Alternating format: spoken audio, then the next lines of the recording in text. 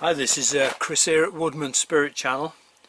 As I promised some time ago, I'd give you a further review on this American Knife Company Forest knife. This is the 4.6 inch blade version in A2 steel.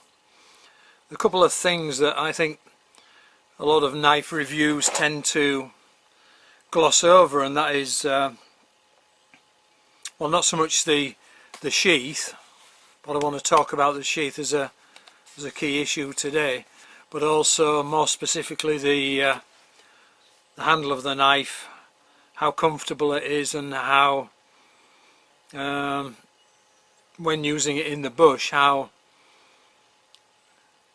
much fatigue it may create in the hand of the user.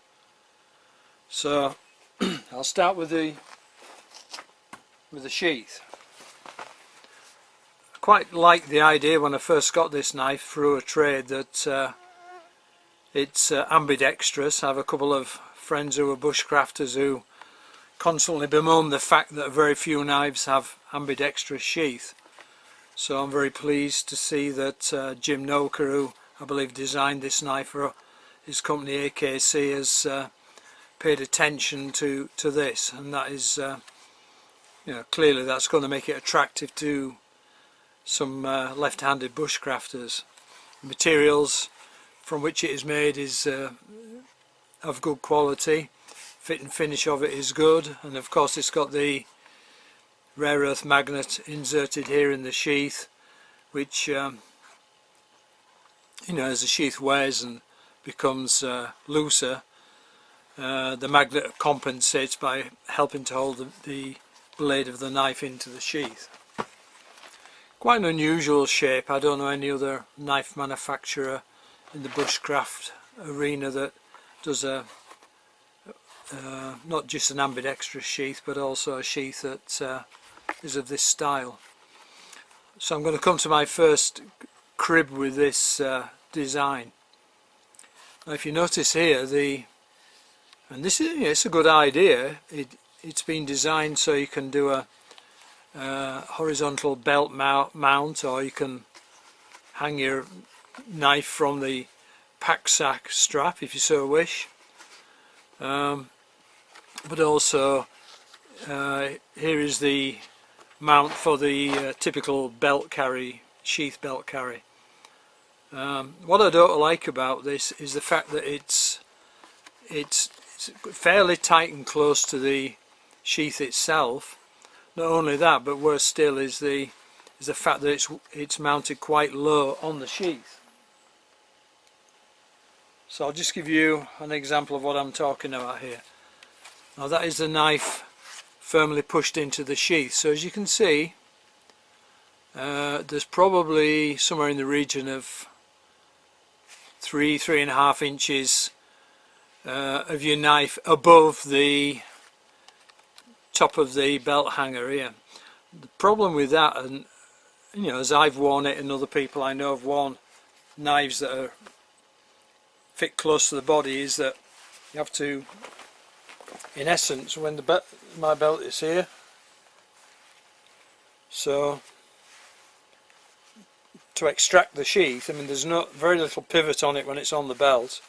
You've got to crank your arm, you've got to pull up two finger or finger and thumb like that, and you're much more likely to cut your clothing or yourself in those situations. I have a number of knives, probably in excess of 50 I've either made or acquired over the years. Many are used knives, but the typical belt loop on a knife of this kind allows it at least to sit a little bit lower and have a little bit of play, so you can tilt forward and pull it out rather than it being held bolt upright like that. Of course it's going to be secure, but security is one thing and ease of use is another, and safety of course. So I intend to modify this sheath. I'm not going to give up on it, I'm going to modify it, and I'm going to cut some leather and make a dangler for this, so that maybe the top of the dangler will be somewhere around about there, so when I'm in a canoe, sitting in a canoe, kneeling in a canoe, I can get quick access to the knife if I'm skinning out a fish or something. And there's no chance of it, digging into my sides or digging into the belt. Now I'm going to come on to the key issue for topic today, and this applies to a lot of knives as well, and that is the handle. And when I got this knife, I really liked the look of the handle. Of course, everyone's hands are different. My hands are probably large. I think I take a glove size extra large, and initially this feels an extremely comfortable fit in the hand, and I believe people have commented on this. I don't have any issue at all with no hand guards, because most of my knives I've used in the past have been Pucco Luku knives, so I don't have an issue of working safely with knives without a guard. I'm not keen on guards at all, but there is a certain belly on the handle which that provides some level of security if you're pushing knives into things, so that it doesn't slide like a straight handle is more likely to, if your hands are wet, is to slide through and injure you, right? I mean, like the Skookum bush tool, which some of the ideas of this knife I believe are based on, does a metal pommel, albeit a small one. I mean, as you can see, it's less than the depth of my thumb, which is smaller than some of the other knives that lend on the idea of the Skookum bush tool. Typically, a good thing is when you're closing your hand around the knife, or an axe haft for that matter, is your fingertips, certainly your three main fingertips, should just touch the palm of your hand. That gives a total lock around the knife. You don't want a knife handle that's too thick, so that your fingers are splayed away from your palms, because again, over time that will create a level of fatigue. Also, quite like the, even though this is oval, it's quite smooth and rounded off, so it's very nice just to be able to rotate it and use a variety of cuts. I mean, in pull cuts, this is pretty good because it sits quite well in the palm. But I'm going to demonstrate in a minute where I feel that this may have an issue for me or people with hands of my size. Just bear with me. So I'm going to do some whittling on this spruce here. This is medium to dry spruce. I always like to describe what wood I'm using knives and axes on, because it can make a huge difference to performance outcomes. So as you can see, this has been split down with an axe. So I'm just going to start whittling away, and I'm going to tell you how it feels after a while. So I'm going to tilt the knife, the camera, so you can see what I'm doing here. So, as we've mentioned before, this is a beautiful blade, just about optimum thickness in my opinion, and having the belly on the blade and the nice deep scandi, which is somewhat convexed, it really glides through wood and is phenomenally good fine feather maker. I just want to keep using this for a little while, if you bear with me, and I'll tell you what I'm noticing.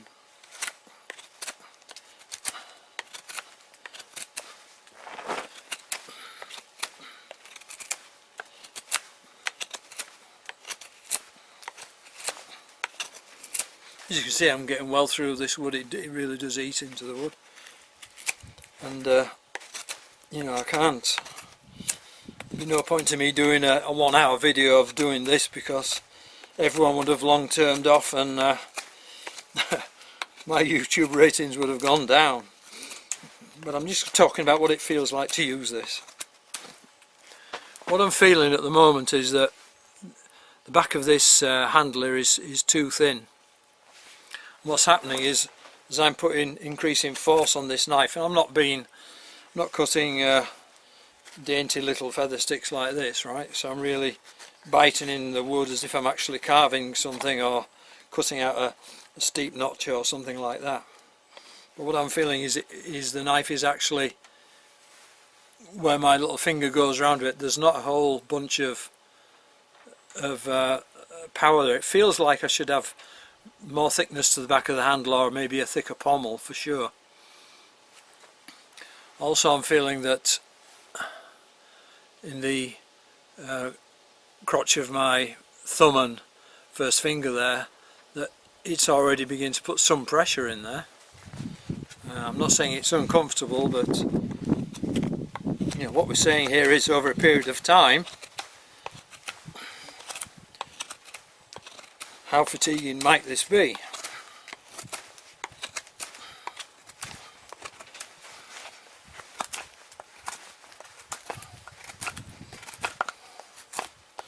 Yeah, so I can certainly feel that kind of movement when I'm using the knife. Again, caused by what for me is a handle that is too slim. And many, you know, this is an issue often raised about many knives, is particularly thickness that way is often an issue on a lot of knives. I mean, I think the belly here is okay, but it's fairly slim. But if you balance the proportions of the handle with the size of the blade, which in my opinion is quite a big bushcraft blade, 4.6, you're getting more leverage on the blade, particularly if you start using the end section of the blade. That really has a noticeable impact on your ability to hold the direction of the blade. I mean, yes, it is sharp, and yes, it has been stropped by me as well, so that's not the issue there.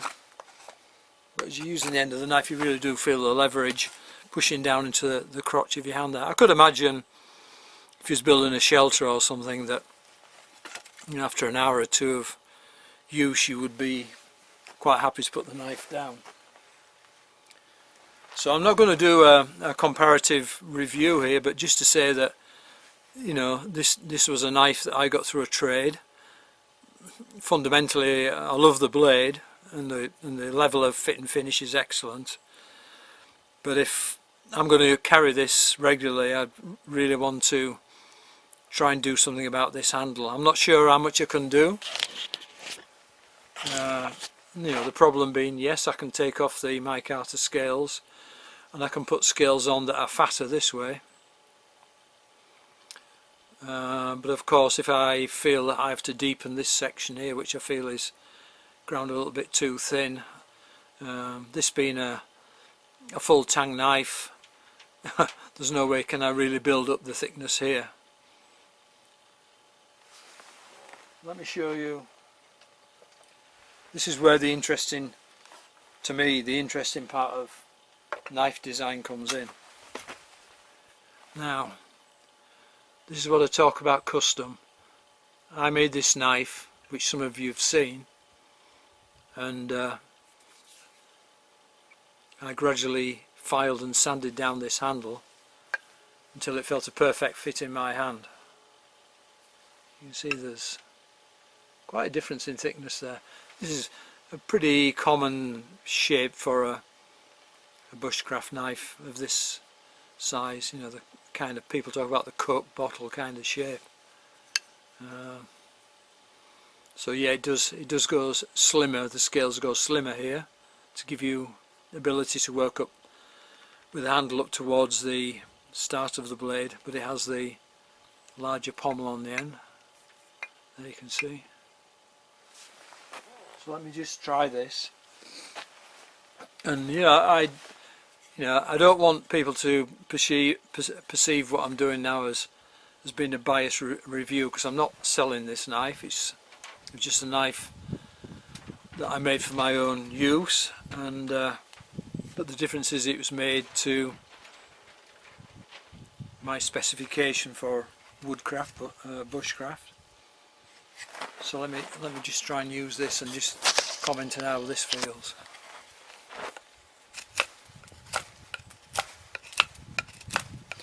Well, the first thing I really notice is majorly different. I'm using very little in the way of a tight grip. I'm holding the knife fairly loosely, and I don't feel like it's going out of control. I can hold the angle of cut very easily. Yeah, again, it's of equivalent sharpness to the AKC forest knife.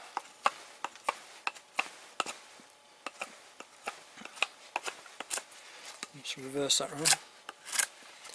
So this again is soft wood. There's nothing causing this knife to pitch to and fro in my hand, because where my little finger is, there's lots of wood around there on the scale, so I can hold that firmly without really tightening my grip too much.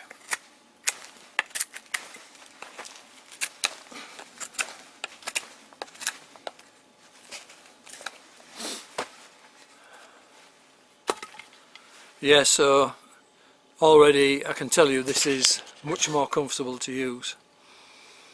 The other factor that people who are well known in the knife industry, and I'm sure American Knife Company are classic examples of this, is that they know that what all the different grips and cutting techniques of a knife are. So I've just shown you push cut so far. Just let me do pull cut on here.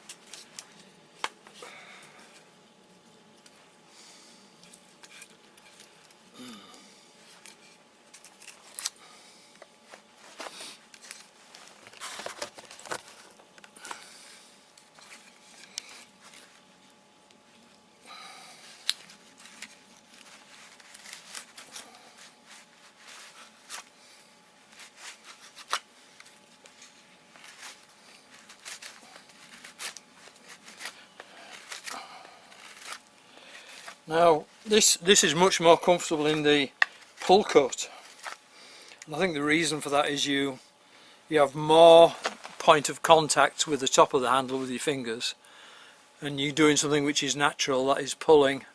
You're pulling with your hand like that, right? So it's much, in a pull cut it's extremely comfortable. And you can reverse and go out. You know, the knife's got a lot of manual dexterity.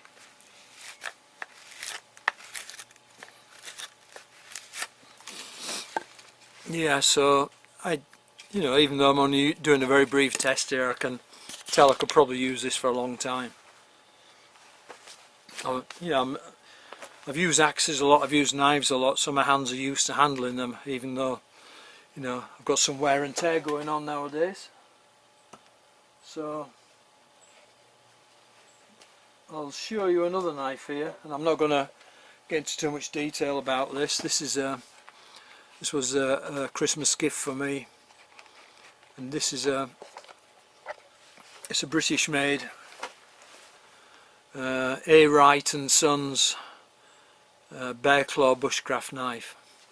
Now, this has got white stag handle scales on it, and fisheye rivets, and again it's got the pommel there. Let's compare it with the AKC.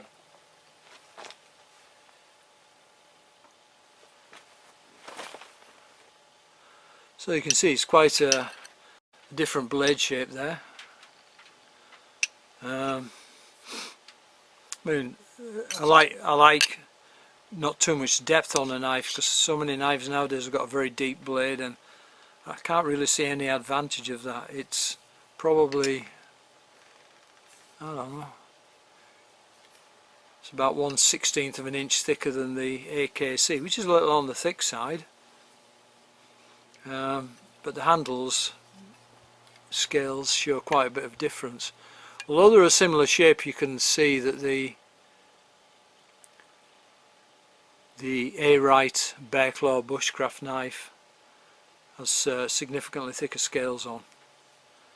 They don't have the belly on the handle, which in some ways I wish it had. And the pommel is significantly bigger on the bear claw, so you've got more of a flare at the end of the handle on both sides rather than just on the bottom here, right? So this isn't a review or a test of this knife, I just want to see how it feels doing push cut. This is a right on you know, full so-called Scandi grind on this knife, so there's no convexing or anything on this knife.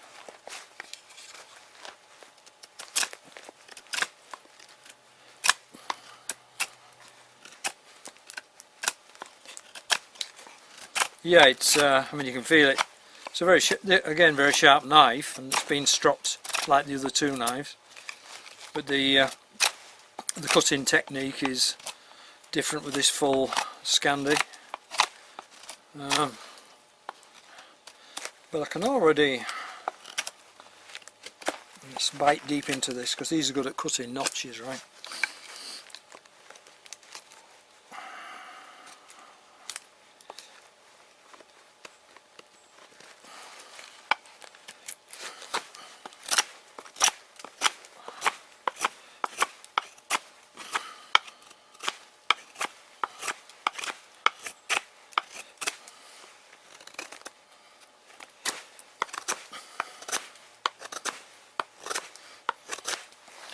Yeah, so I'm benefiting from the thicker profile of this Skookum type handle. I mean, it has a couple of sharp edges on it. I mean, whereas they've given you plenty of meat on the handle, I would have maybe wished to take a bit of an edge off there and there, because in time that might again cause issues on the crutch between my thumb and finger there, right?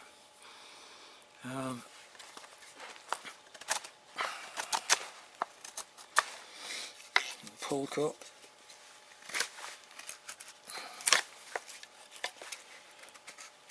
And of course this is a softwood, so you know, if I was using some really dry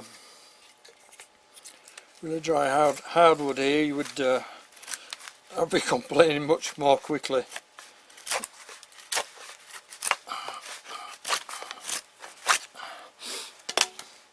Yeah, so that's the Bear Claw Bushcraft knife by A. Wright and Sons, Sheffield, England. And finally, I'll just try my old standby, which is the Condor Bushlaw, slightly modified, convexed Scandi. Again, quite a belly on the handle, quite wide, quite a substantial pommel, and I've modified the handle and narrowed it down in here too. So let's bring her up a bit more.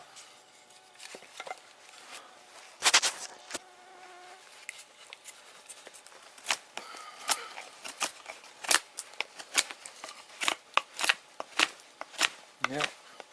Well, I'm more used to using this than the other knives, so I'm not going to be biased and say that this is a lot more effective. I'm just used to using it, and I've worked the edge up just to my, you know, to my requirements. So it brings that to a point. Pull cuts.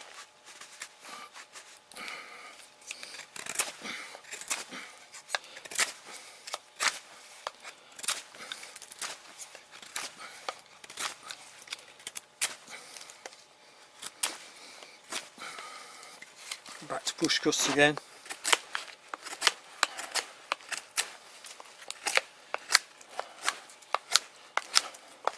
Yeah, no perceptible fatigue on that one in that short test.